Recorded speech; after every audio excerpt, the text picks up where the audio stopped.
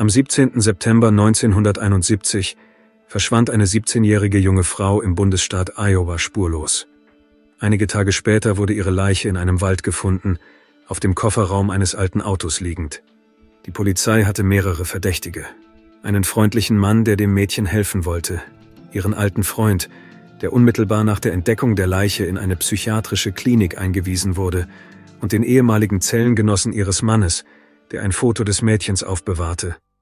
Aber wer von ihnen ist schuldig? Wird es der Polizei gelingen, dieses rätselhafte Verbrechen aufzuklären? Cedar Rapids ist als Stadt der 5 Jahreszeiten bekannt und gilt als einer der sichersten Orte im Mittleren Westen. Daher war die Nachricht, dass eine tote Frau im Wald gefunden wurde, für die Einheimischen ein echter Schock. Von Beginn der Ermittlungen an war klar, dass es nicht einfach sein würde, den Mörder zu finden. Doch trotz aller Schwierigkeiten wurde ein kleiner Hinweis zum entscheidenden Faktor im Kampf um Gerechtigkeit. Gegen 18:40 Uhr ging im Polizeirevier von Cedar Rapids ein Anruf ein. Eine Frau berichtete, dass ihr jugendlicher Sohn zusammen mit einem Freund auf einem Waldweg unterwegs war und zwischen den Bäumen etwas Seltsames entdeckt hatte. Sie waren auf Eichhörnchenjagd und sahen plötzlich eine Frau. Als die Teenager näher kamen, stellten sie fest, dass auf dem Heck eines alten Autos die leblose Leiche eines Mädchens lag. Sie war teilweise entkleidet, und seit ihrem Tod war bereits einige Zeit vergangen. Die Teenager waren sehr verängstigt und schockiert von diesem schrecklichen Fund. Sie verloren keine Zeit und rannten nach Hause, um Hilfe zu holen. Einige Minuten später erhielt der Polizeibeamte Roland Ecki über Funk die Information über den schrecklichen Fund. Er und sein Partner befanden sich in ihrem Streifenwagen, als sie einen Anruf vom Dispatcher erhielten mit der Bitte, die River Road zu überprüfen, wo 2 Jungen eine tote Frau auf dem Kofferraum eines Autos entdeckt hatten. Die Streifenpolizisten fuhren etwa 50 Meter tief in den Wald hinein, wo die Leiche gefunden wurde. Das Erste, was ihnen auffiel, war, dass das Auto schon viel länger im Wald stand als das Opfer. Es war verlassen und mit Unkraut bis zum Dach überwuchert. Obwohl die Jugendlichen ihre schreckliche Entdeckung genau beschrieben hatten, konnten die Polizisten kaum glauben, was sie sahen. Die Leiche des Mädchens lag auf dem Kofferraum des Autos, ihre Haut war verfärbt und es war offensichtlich, dass sie schon ziemlich lange dort gelegen hatte. Roland untersuchte sorgfältig das Gelände um das Auto herum und entlang der Straße, konnte jedoch keine Spuren von Menschen oder Reifen entdecken. Dann rief er Verstärkung. Als die Ermittler am Tatort eintrafen, war ihnen sofort klar, dass es sich um einen Tatort eines Gewaltverbrechens handelte. Nach einer gründlichen Untersuchung des Autos fanden sie einen wichtigen Hinweis, der Licht in den Vorfall brachte. Insbesondere wurde deutlich, dass das Mädchen nicht freiwillig in diesem Wald gelandet war. Sie trug weder Schuhe noch Socken und ihre Füße waren völlig sauber. Ein deutliches Zeichen dafür, dass jemand sie hierher gebracht hatte. Die Polizisten waren sich sicher, dass das Opfer bereits tot war, als ihre Leiche auf dem Auto gefunden wurde. Der Zustand der Kleidung des Mädchens bestätigte ihre Vermutung über die Art des Verbrechens. Sie trug einen Pullover, ihr Hemd war über den BH hochgezogen und ihre Jeans war unterhalb der Hüften heruntergezogen. Ihre halb ausgezogene Kleidung deutete auf eine mögliche Vergewaltigung hin. Die Ermittler schätzten das Alter des Mädchens auf 16 bis 21 Jahre. An ihrer rechten Hand trug sie einen Freundschaftsring, an der linken einen Ehering und einen Verlobungsring. Nach Ansicht der Polizei lag die Leiche mindestens 5 Tage, möglicherweise sogar länger, im Wald. Angesichts der Umstände, unter denen sich die Leiche befand, war sie in relativ gutem Zustand. In der Nähe der Leiche fanden die Experten keine Dokumente und auch keine Hinweise auf die Todesursache des Mädchens. Erfahrene Ermittler vermuteten jedoch, dass es nur einen Grund gab, warum die Leiche im Wald versteckt worden sein könnte, nämlich um einen Mord zu vertuschen.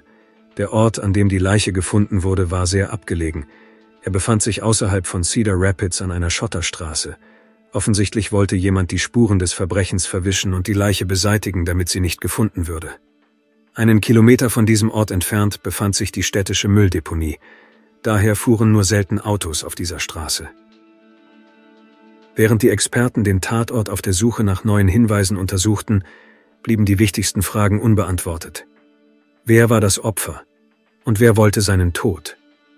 Die Ermittler in Cedar Rapids warteten gespannt darauf, dass der Gerichtsmediziner sein Gutachten zu dem Fall der jungen Frau vorlegen würde, die tot in einem Wald in der Nähe gefunden worden war. Der Arzt stellte fest, dass die Todesursache eine Hirnblutung war, die durch einen Schlag auf den Kopf verursacht wurde. Nach Ansicht des Experten verlor das Opfer durch den ersten Schlag das Bewusstsein und das Ausbleiben rechtzeitiger medizinischer Hilfe führte zum Tod. Der Arzt ging davon aus, dass der Täter, der die Verletzung verursacht hatte, hoffte, dass sie wieder zu sich kommen würde. Als er jedoch erkannte, dass sie tot war, beschloss er, ihre Leiche zu beseitigen, um die Spuren des Verbrechens zu verwischen. Laut dem Bericht des Gerichtsmediziners war das Opfer etwa eine Woche vor seiner Entdeckung gestorben. Auch der Verdacht der Ermittler, die am Tatort arbeiteten, bestätigte sich. Es wurden Beweise dafür gefunden, dass das Mädchen vergewaltigt worden war. Die Beweise deuteten auf eine herzzerreißende Geschichte eines langsamen und qualvollen Todes hin. Um den Täter zur Rechenschaft zu ziehen, musste jedoch die Identität des Opfers festgestellt werden. Die Ermittler begannen, die jüngsten Fälle von Vermissten genau zu untersuchen. Es stellte sich heraus, dass eine Woche zuvor bei der Polizei eine Vermisstenanzeige für ein Mädchen namens Maureen Brubaker Farley eingegangen war. Anhand der Beschreibung ihres Aussehens und der Tätowierungen auf ihrem Arm konnte festgestellt werden, dass es sich bei der im Wald gefundenen Leiche um sie handelte. Das Alter des Mädchens, 17 Jahre, und das Datum ihres Verschwindens stimmten ebenfalls mit den Schlussfolgerungen des Gerichtsmediziners überein. Der Anzeige zufolge wandte sich zuerst die Managerin eines lokalen Imbisses an die Polizei. Sie war beunruhigt, als das Mädchen nicht zu ihrer 3. Schicht erschien.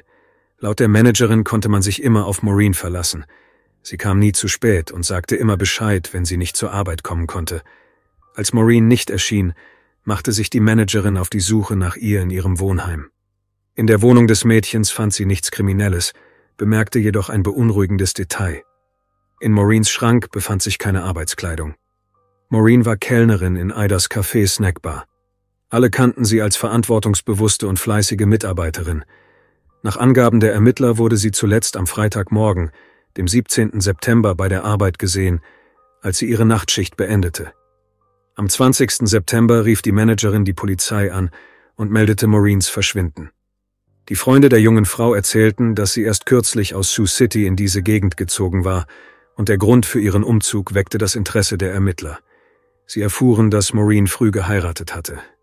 Kurz nach der Hochzeit wurde ihr Mann ins Gefängnis gesteckt. Das Gefängnis, in dem ihr Mann David seine Strafe verbüßte, befand sich in der Nähe von Cedar Rapids. Maureen mietete ein Zimmer in einem örtlichen Wohnheim und nahm eine Arbeit an, um ihren Lebensunterhalt zu verdienen. Sie arbeitete als Kellnerin in Cedar Rapids und hatte die Möglichkeit, ihren Mann oft zu besuchen. Normalerweise kam sie fast jede Woche zu ihm. An diesem Wochenende jedoch besuchte Maureen das Gefängnis nicht. Sie sollte sich mit ihrem Mann treffen und am Sonntag in die Kirche gehen, aber sie erschien nicht und verschwand spurlos. Niemand hat sie seitdem gesehen.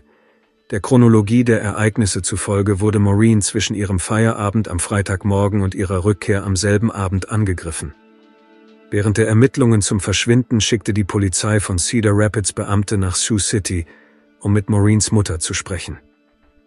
Dies erwies sich als äußerst wichtiger Schritt. Die Frau war sehr um die Sicherheit ihrer Tochter besorgt. Sie war sich sicher, dass etwas passiert sein musste, denn Maureen konnte nicht einfach so verschwinden. 4 Tage später teilten dieselben Beamten Mary mit, dass ihre Tochter tot sei. Es war schrecklich. Mary wusste, dass etwas Schlimmes passiert war, aber als sie hörte, dass die Leiche ihrer Tochter gefunden worden war, war sie einfach sprachlos. Die Emotionen, die Maureens Familie empfand, waren besonders stark, denn sie wussten, wie sie war.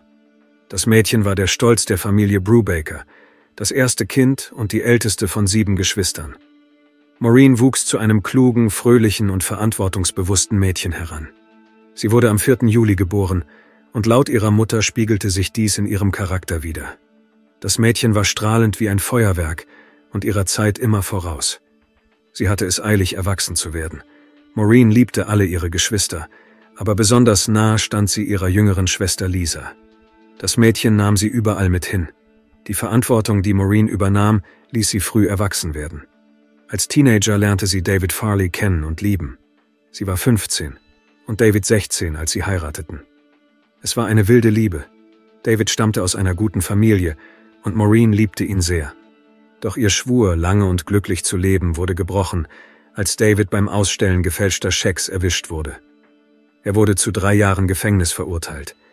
Maureens Entscheidung, für ihn nach Cedar Rapids zu ziehen, führte sie zu einem mysteriösen Mord. Die Ermittler hatten nur wenige Hinweise, die sie bei der Autopsie und der Untersuchung des Tatorts nach der Tat erhalten hatten. Das war sehr wenig. Selbst die bei der Autopsie entnommenen biologischen Proben waren vor dem Aufkommen der DNA-Tests nicht besonders wertvoll. Die Ermittler waren sich bewusst, dass ein Gespräch mit dem Mörder der entscheidende Aspekt in diesem Fall sein würde. Zunächst führten sie eine gründliche Untersuchung ihres Zimmers durch. Die Polizisten fanden ein Tagebuch und lasen die Briefe, fanden darin jedoch nichts, was ihre Aufmerksamkeit erregte.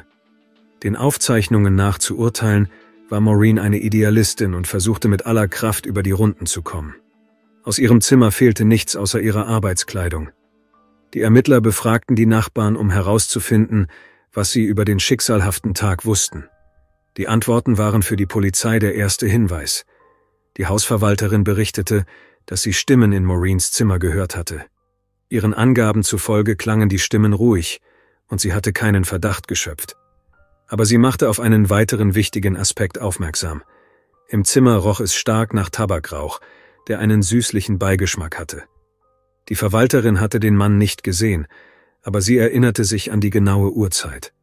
Es war am Nachmittag des 17. September. Das war der Tag, an dem Maureen verschwunden war. Anschließend versuchten die Ermittler, Zeugen zu finden, die Maureen gesehen haben könnten, nachdem die Verwalterin ihr Gespräch mit dem Mann gehört hatte. Ihre Bemühungen waren jedoch vergeblich. Niemand hatte sie gesehen oder Kontakt zu ihr aufgenommen. Maureens Eltern waren ratlos. Wer könnte dieser Raucher gewesen sein oder wer könnte als Verdächtiger in Frage kommen? Sie sagten, dass alle sie liebten, sie keine Feinde hatte und nie von Streitigkeiten erzählte. Sie kam gut mit Menschen zurecht. Sie hatten keine Ahnung, wer sie ermordet haben könnte. Schließlich half eine Kollegin von Maureen, die ins Stocken geratene Untersuchung voranzubringen. Die Frau erzählte von ihren Plänen für den Freitagabend. Sie hatte sich mit einem alten Freund verabredet, der ihr versprochen hatte, sie irgendwohin mitzunehmen, ohne jedoch zu sagen, wohin genau. Der Mann hieß Bobby Moore und wurde zum ersten Verdächtigen in diesem Fall. Die Polizei erfuhr, dass er eine schwierige Vergangenheit hatte, einschließlich mehrerer Verhaftungen. Sie waren sich bewusst, dass sie ihn gründlich überprüfen mussten. Maureens Ehemann David bat sie, keinen Kontakt zu Moore zu haben. Er wusste, dass Bobby wegen häuslicher Gewalt gegen mehrere Frauen angeklagt worden war. Er warnte seine Frau: Sei vorsichtig, er schlägt Frauen. Im Laufe der Ermittlungen kamen weitere wichtige Details ans Licht. Eine Freundin von Maureen berichtete, dass sie Bobby Moore kurz nach dem Verschwinden in Cedar Rapids gesehen habe. Er habe behauptet, er sei in die Stadt gekommen, um bei der Suche nach seiner Freundin zu helfen. Die Ermittler hatten Fragen an Bobby Moore und waren beunruhigt, als sie versuchten, ihn zu finden. Es stellte sich heraus, dass Moore sich an dem Tag, an dem Maureens Leiche gefunden wurde, freiwillig in eine psychiatrische Klinik in Sioux City eingeliefert hatte. Die Ermittler vermuteten, dass er von Schuldgefühlen geplagt wurde. Ihrer Meinung nach war es genau diese Schuld, die ihn dazu veranlasste, sich in die Klinik zu begeben. Sie glaubten, dass er für ihren Tod verantwortlich war. Aber wenn Bobby Moore dachte, dass das Krankenhauspersonal ihn vor den Ermittlungen wegen Mordes schützen könnte, dann irrte er sich. Als man ihm von Maureens Tod berichtete, erklärte er, dass er nichts damit zu tun habe. Seinen Angaben zufolge betrachtete er sie als seine Schwester und war nicht an ihrem Verschwinden beteiligt. Seinem Alibi zufolge befand er sich zu diesem Zeitpunkt in Cedar Rapids. Nach einem Lügendetektortest konnten die Ermittler keinen eindeutigen Beweis dafür finden, dass Bobby Moore in irgendeiner Weise an ihrer Ermordung beteiligt war. Es gelang ihnen jedoch auch nicht, den Mann zu entlasten. Er blieb weiterhin unter Verdacht, Maureen Farley ermordet zu haben. Doch bald geriet eine weitere Person ins Visier der Ermittler. Im Laufe der Ermittlungen zum Mord an Maureen sammelten die Ermittler weiterhin sorgfältig Informationen über alle Männer, mit denen die 17-jährige Maureen in den 3 Wochen vor ihrem Verschwinden Kontakt hatte. Bald stand ein Name ganz oben auf der Liste der Verdächtigen: Gary Castle. Wer war Gary Castle und wie kam er ins Visier der Polizei? Tatsache ist, dass er ein Zellengenosse von David Farley war. Er lernte Maureen während ihrer Besuche bei ihrem Mann kennen. David befand sich noch hinter Gittern, als Gary kurz vor Maureens Verschwinden freigelassen wurde. Während des Gesprächs mit dem Mann untersuchten die Ermittler seine persönlichen Gegenstände und waren unangenehm überrascht von dem, was sie fanden. In seiner Brieftasche befand sich ein Foto von Maureen Farley. Warum hatte der Mann ihr Foto? Und in welcher Verbindung standen die beiden? Die Ermittler warteten gespannt auf Antworten auf diese Fragen. Sie vermuteten, dass er sich während ihrer Besuche bei ihrem Mann im Gefängnis in sie verliebt hatte und wollten diese Version überprüfen. Sie stellten eine Chronologie von Garys Bewegungen seit seiner Entlassung aus dem Gefängnis bis zum Abend, an dem Maureen verschwand, zusammen. Es bestand der ernsthafte Verdacht, dass er sie mochte, und begann sie zu verfolgen. Als er im Verhörraum zum Mord an Maureen befragt wurde, leugnete er seine Beteiligung. Der Mann sagte, dass er am 17. September nicht in der Nähe von Cedar Rapids gewesen sei und dies auch beweisen könne. Es gelang ihm tatsächlich, ein Alibi vorzulegen und seinen Aufenthaltsort an diesem Tag zu bestätigen. Dann kehrte die Polizei in Maureens Zimmer zurück, um Beweise dafür zu finden, dass Gary an diesem Nachmittag dort gewesen war, als die Hausverwalterin den Mann gehört hatte. Den Ermittlern gelang es jedoch nicht, eine Verbindung zu Maureens Mord herzustellen. Es gab keine Anzeichen dafür, dass er an diesem Verbrechen beteiligt war. Obwohl Castle nicht erklären konnte, warum sich ein Foto von Maureen in seiner Brieftasche befand, führte dieser vielversprechende Hinweis nicht zur Aufklärung des Falls. Danach kehrten die Ermittler in das Café zurück, in dem Maureen arbeitete, und befragten erneut ihre Kollegen und Gäste. Ihre Bemühungen waren nicht umsonst. Sie erhielten wertvolle Informationen. Einer der Zeugen berichtete, dass er Maureen zum Zeitpunkt ihres Verschwindens mit einem Mann gesehen habe, der seiner Aussage nach wie ein Hippie aussah. Die Ermittler wandten sich an die Verwandten der jungen Frau mit der Frage, ob sie einen Mann kennen würden, auf den diese Beschreibung passt. Maureens Ehemann David erklärte den Polizisten jedoch sofort, dass sie George selbst befragen müssten. Als die Polizei Georges Vergangenheit untersuchte, verstanden sie, warum David Farley ihm gegenüber misstrauisch war. Der Mann hatte Maureen erzählt, dass seine Bekannten ihren Mann aus dem Gefängnis holen könnten.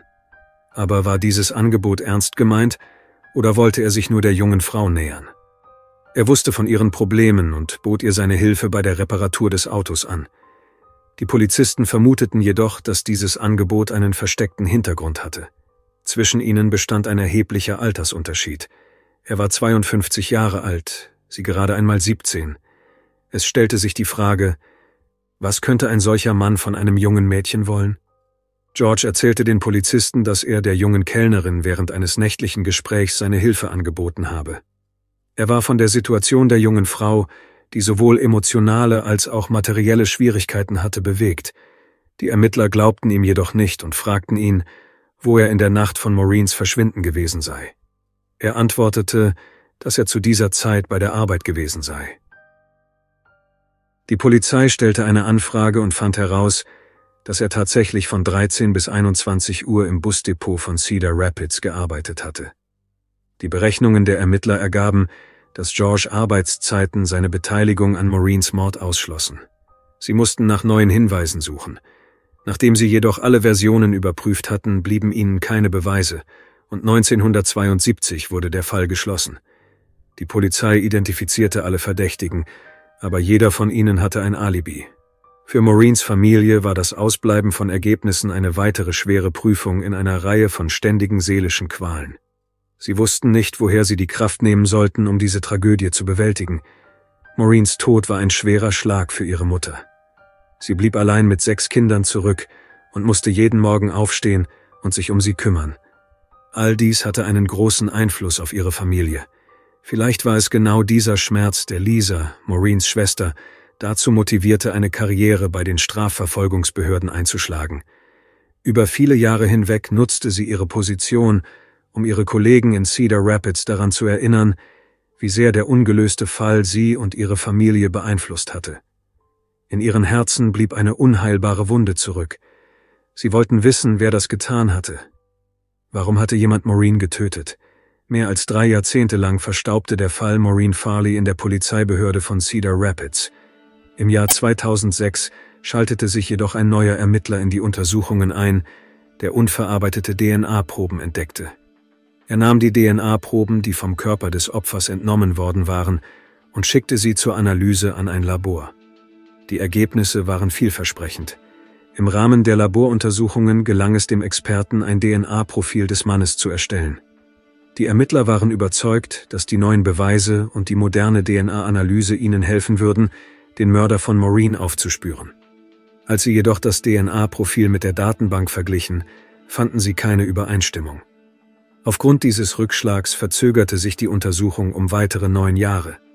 Im Jahr 2005 stellte der Ermittler Matt Denlinger nach Durchsicht der Akten eine Liste mit 75 Namen zusammen, die in der ursprünglichen Untersuchung aufgetaucht waren. Er war entschlossen und beabsichtigte, von jedem Verdächtigen eine DNA-Probe zu nehmen. Dieser Prozess erwies sich als langwierig und monoton. Der Ermittler musste jeden Verdächtigen ausfindig machen, eine DNA-Probe von ihm nehmen und auf die Ergebnisse warten. Der Prozess der Ausschließung einer Vielzahl von Namen hätte Jahre dauern können, weshalb er den pensionierten Leutnant Ken Washburn und den ehemaligen Geheimdienstagenten J.D. Smith für diese umfangreiche Arbeit hinzuzog. Das Team konzentrierte sich auf die Namen am Anfang von Denlingers langer Liste, insbesondere auf 2 Verdächtige, mit denen sich die Ermittler in die 1970er Jahren beschäftigt hatten. Sie konnten Bobby Moore ausfindig machen und nahmen ihm eine DNA-Probe ab. Danach wurde er von der Liste gestrichen. Als jedoch auch die DNA von Gary Castle nicht mit dem Profil übereinstimmte, geriet die Untersuchung erneut in eine Sackgasse. Dann gelang es 2018 mit Hilfe einer neuen Testmethode, den Golden State Mörder zu identifizieren. In der Hoffnung, dass dies auch für ihre Arbeit nützlich sein würde, wandte sich die Polizei der forensischen Genealogie zu, einer neuen Methode, die sich bereits als wirksam erwiesen hatte. Die Ermittler waren überzeugt, dass sie ihnen bei der Aufklärung dieses Falls helfen würde. Als sie jedoch die Probe an das Unternehmen schickten, wurde ihnen leider mitgeteilt, dass sie stark beschädigt war. Die Ermittler waren enttäuscht, gaben aber nicht auf und setzten ihre sorgfältigen Vergleiche der Proben fort. Das Team nahm die Ermittlungen wieder auf und richtete seine Aufmerksamkeit zunächst auf eine Person, die bereits den ersten Ermittlern verdächtig vorgekommen war: George Smith, ein freundlicher Gast der Imbissstube. Als sie jedoch begannen, seine Biografie zu überprüfen, stellten sie fest, dass von Herrn Smith nie eine DNA-Probe genommen worden war. Die Ermittler vertieften sich in die Geschichte von George Smith und fanden heraus, dass er 2013 im Alter von 94 Jahren verstorben war. Seine Freunde und Verwandten schrieben einen bewegenden Nachruf auf den beliebten Geschäftsmann aus Cedar Rapids. In einem Satz hieß es, dass man George immer an seinem süßen Tabakrauch erkennen konnte.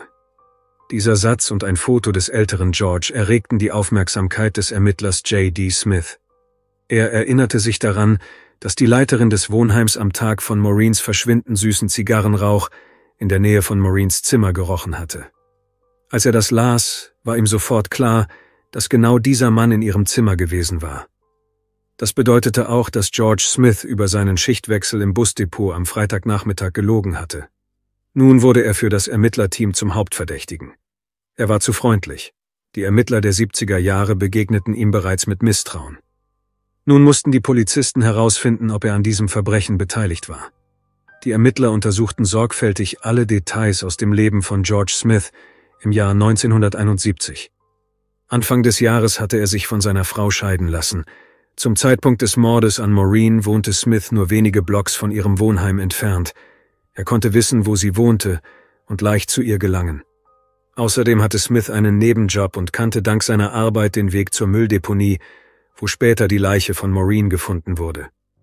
Die Ermittler wollten eine Exhumierung durchführen, um eine Probe seiner DNA zu entnehmen. Das Bestattungsinstitut teilte ihnen jedoch mit, dass die Leiche eingeäschert worden war. Aus den eingeäscherten Überresten konnte keine DNA gewonnen werden. Sie befanden sich erneut in einer Sackgasse. Denlinger beschloss, anders vorzugehen. Er wägte verschiedene Optionen ab und dachte, was wäre, wenn man eine Probe von einem seiner Kinder nehmen würde? Matt machte die Tochter von George Smith ausfindig und erhielt eine Probe ihrer DNA. Er schickte sie an ein Labor und wartete auf das Ergebnis. Am 24. September 2021, genau 50 Jahre nach der Entdeckung von Maureens Leiche, kamen die Ergebnisse des DNA-Vergleichs. Es stellte sich heraus, dass George Smith tatsächlich der Mörder der 17-Jährigen war. Das Datum, an dem die Ergebnisse eintrafen, schien dem Team nicht nur ein Zufall zu sein, genau 5 Jahrzehnte waren vergangen. Für die Ermittler war es schwer, all das zu begreifen, ebenso wie für Maureens Familie, als sie die Nachricht erhielten, auf die sie 50 Jahre lang gewartet hatten. Matt Denlinger erinnert sich noch heute daran, wie er Lisas, Maureens Schwester, anrief. Er wird nie vergessen, wie emotional Lisa auf diese Nachricht reagierte. Dann überraschte sie ihn mit den Worten: »Meine Mutter ist hier. Sagen Sie es ihr.« Matt Denlinger war sprachlos, denn er hatte nicht gedacht, dass Maureen's Mutter noch lebte. Genau solche Momente hatten Matt und sein Team damals davon überzeugt, Ermittler zu werden. Er freute sich, der Frau mitteilen zu können, dass sie den Mörder ihrer Tochter gefunden hatten, auch wenn seitdem bereits 50 Jahre vergangen waren. Maureen's Familie war den Ermittlern, die nie aufgegeben und dieses Verbrechen schließlich aufgeklärt hatten, unendlich dankbar. Es war ein außergewöhnlicher Moment, der Sieg des Guten über das Böse. Niemand weiß, was an dem Tag geschah, als George Smith Maureen Brubaker Farley tötete. Die Beweise ermöglichten es den Ermittlern jedoch, ihre eigene Version aufzustellen. Unter dem Vorwand, ihr helfen zu wollen, etwa mit einem Anwalt oder bei der Reparatur ihres Autos, lud er sie zu sich ein. Als sie kam, beschloss George, dass er mit ihr intim werden wollte. Doch Maureen wies Smiths Annäherungsversuche zurück und die Situation eskalierte. Etwas lief schief. Er stieß sie oder schlug sie auf den Kopf und vergewaltigte sie anschließend. Erst danach wurde ihm klar, dass sie tot war. Höchstwahrscheinlich behielt Smith Maureen's Leiche bis zum Einbruch der Nacht bei sich zu Hause. Im Dunkeln lud er die Leiche in sein Auto und fuhr zu einem abgelegenen Waldgebiet. Nach Ansicht der Ermittler brachte George die Leiche in seinem Auto dorthin. Dann stieg er aus, trug den Körper zu einer Schlucht, wo ein altes Auto im Wald zurückgelassen worden war, legte Maureen auf den Kofferraum dieses Autos und fuhr davon.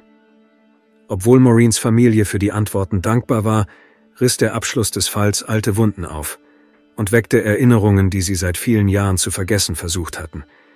Leider konnten nicht alle Angehörigen erfahren, was wirklich passiert war und wer dafür verantwortlich war. Ihre beiden Brüder und ihr Vater waren bereits verstorben, ohne jemals die schreckliche Wahrheit erfahren zu haben. Die Ermittler hoffen, dass die Aufklärung des Mordes vor einem halben Jahrhundert 2 klare Botschaften vermittelt. Die Familien der Opfer dürfen niemals aufgeben, und die Mörder müssen wissen, dass die Justiz niemals schläft. Danke fürs Zuschauen und passen Sie auf sich auf.